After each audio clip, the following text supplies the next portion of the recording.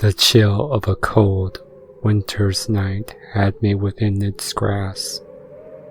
As I sluggishly paced among the willows, I saw their branches dangling like sharp, dismal claws waiting to slash me.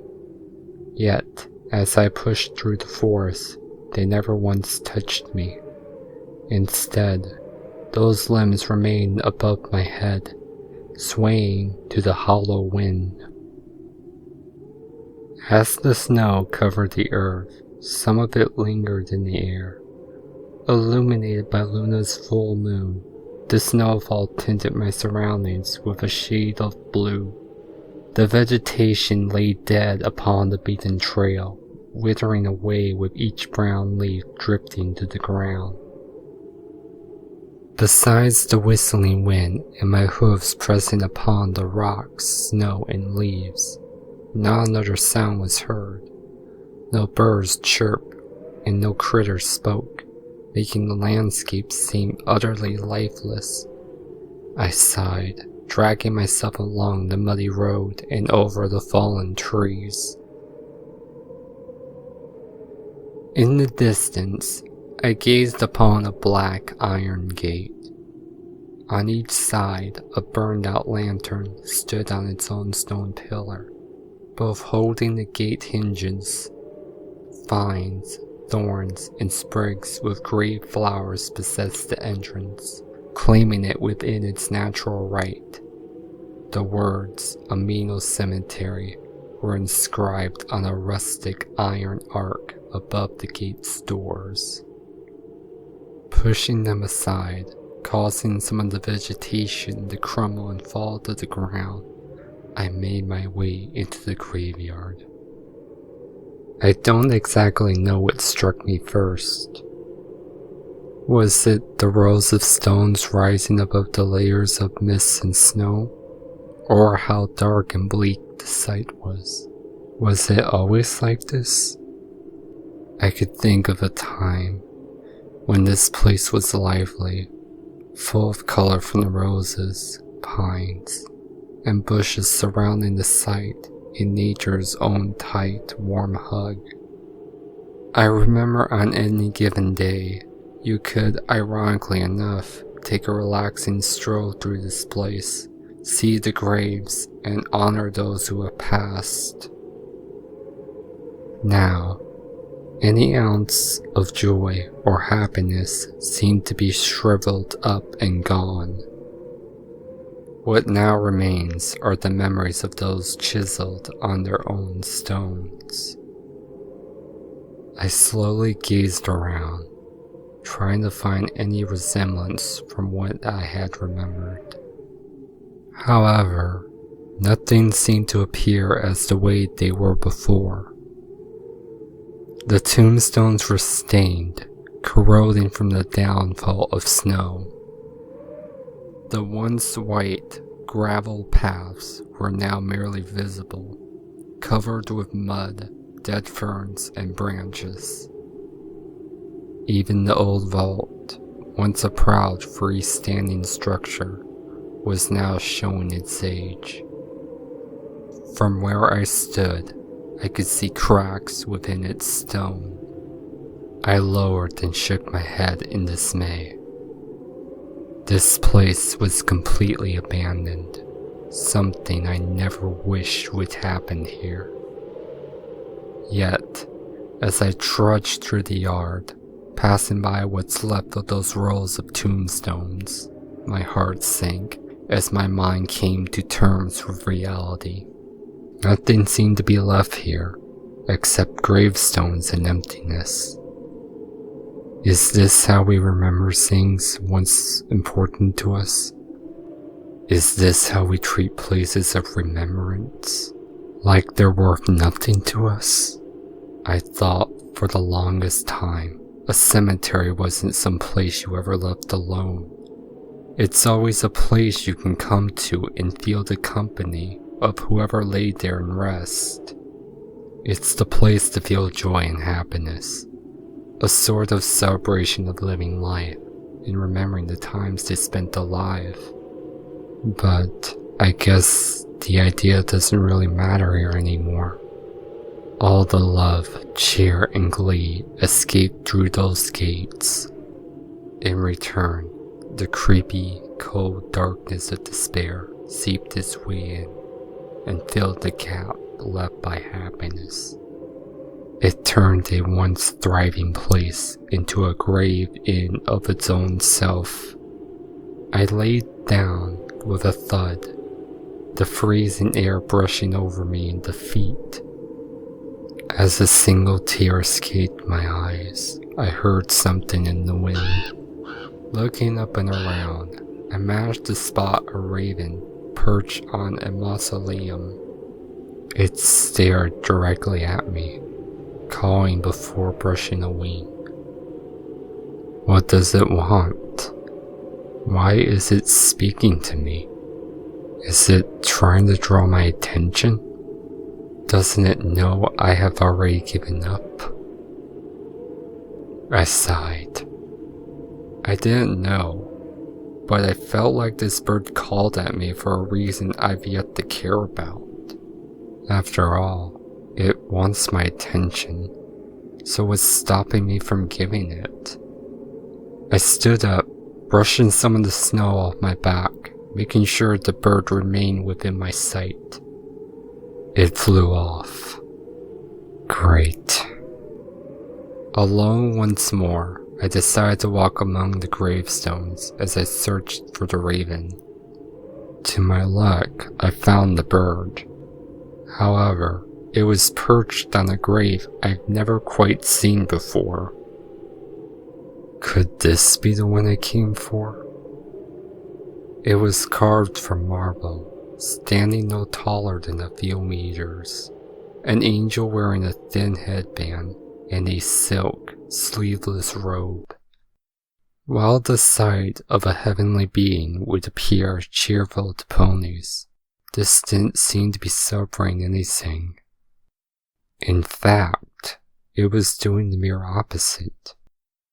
Laying itself over a curved box tombstone, this angel appeared to be grieving over whoever was laid to rest there. What is this? I had no clue on how to react to such a sight. For one, I had to wonder if this was the grave. If this was the final resting site of someone close to me.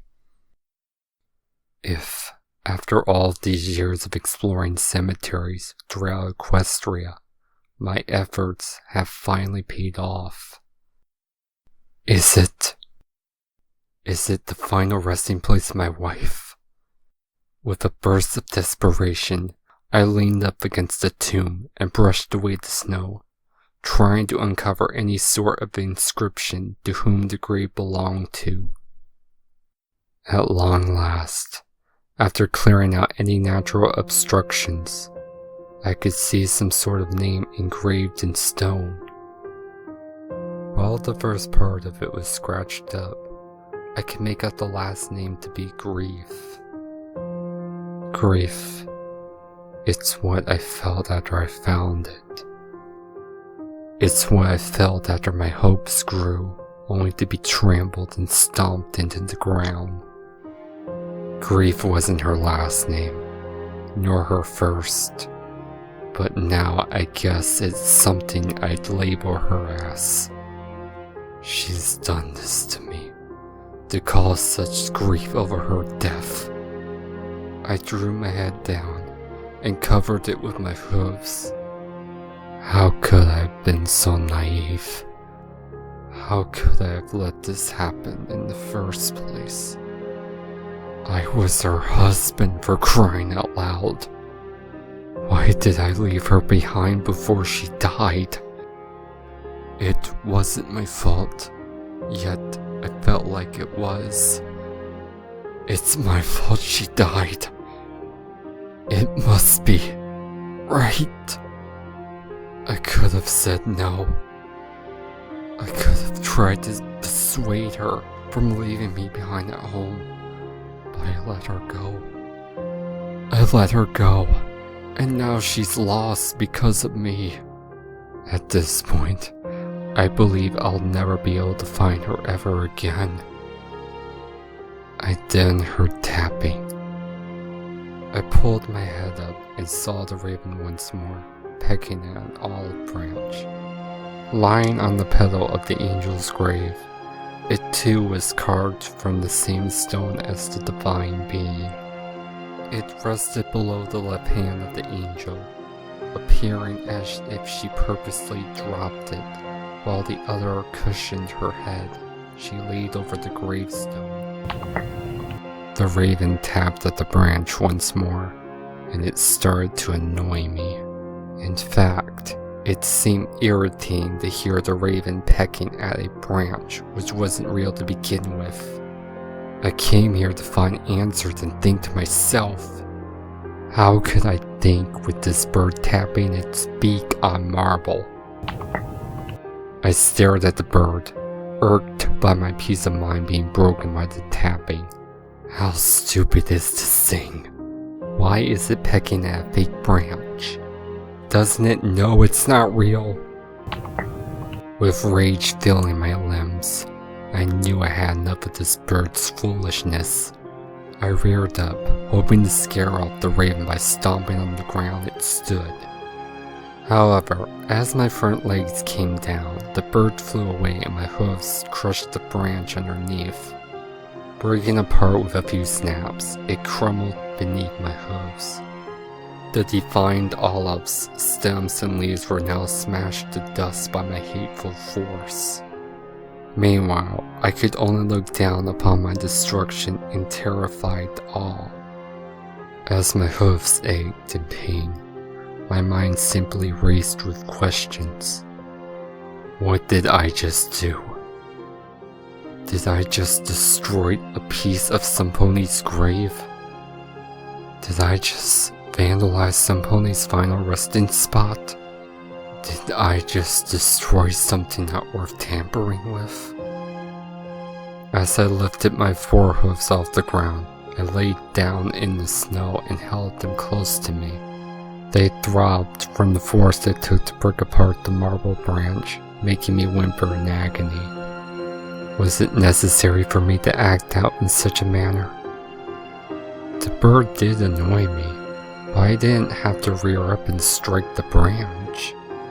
I could have easily just said shoo, and it would have flew off. I sighed, knowing I didn't. Now, because of my actions, a piece of a wonderful sculpture was broken beyond repair, covered by a downfall of snow. If I had magic or the ability to work with a hechizo, I would try to carefully piece by piece restore the olive branch. However, I lacked those abilities, thus any effort on my behalf would be seemingly worthless. Whoever sculpted each painstakingly detail into this gravestone, I applaud your intrinsic work. She's a beautiful angel, one mirroring the elegance and charm of Princess Celestia herself. Such a divine being she is, with beauty and grace complementing her perfect feminine form. One would be proud and happy to have such goddess qualities, to which any pony would think nothing would be able to drag her down. Yet, I see her crying over the gravestone of the lost one. I see a once joyful creature, who once celebrated in the light of day, now fallen to her knees on the brink of sobbing over her death. You're an angel. You shouldn't be able to feel the pain of a lost one. You should instead be celebrating the gift of life and beauty. I sighed, the freezing wind brushing over my coat. While the physical pain in my hooves were gone, the agony within me remained. Dipping my head, I felt the weight of distress crushed it inward. My body shook in cold misery as tears fell from my eyes. I never knew angels felt pain too. How can one know joy in love if they never suffered in life? How can one know happiness if they never knew despair? How can a soul live without knowing their emotions? I wiped the tears from my eyes, breathing in the fresh winter air. As I exhaled, the weight on my mind was lifted by a thought. With a sigh of relief, I realized I've wasted too much time ignoring the truth. Until now, I never accepted the fact and pain it came with it. The fact is, I'll never be able to find her ever again. I'll never be able to hold her close to me again. I'll never be able to kiss her, talk to her, or take slow walks with her ever again. I'll never be able to tell her how much I loved, cherished, and adored her. She was my angel, now fallen. I rose to my hooves. While the thought of her was still hard to bear, if I knew my wife well, she'd be saying, "Don't cry because I'm not gone. I'm just not with you right now. So, don't you fret. I know I'll be seeing you soon. So, enjoy your life until then." I nodded my head with a half-hearted grin, the cold tears still wet on my face. She wasn't with me right now, but I knew I'll be with her again sometime in the future. So why was I still crying? Well, maybe it's because I still miss her. That will never change. As I stood, I gazed beyond the cemetery and saw the sun break the horizon. It was morning, and the once bleak gravestones shone like pearls in the sunlight. A new gust of warm wind swept through the cemetery, already melting some of the snow off my coat. To my humble surprise, I also saw the raven from before. Posting on a bus, it called out to Equestria, as if to announce my revelation. I could only bow my head and smile. To quote the raven, I spoke the word, "Nevermore."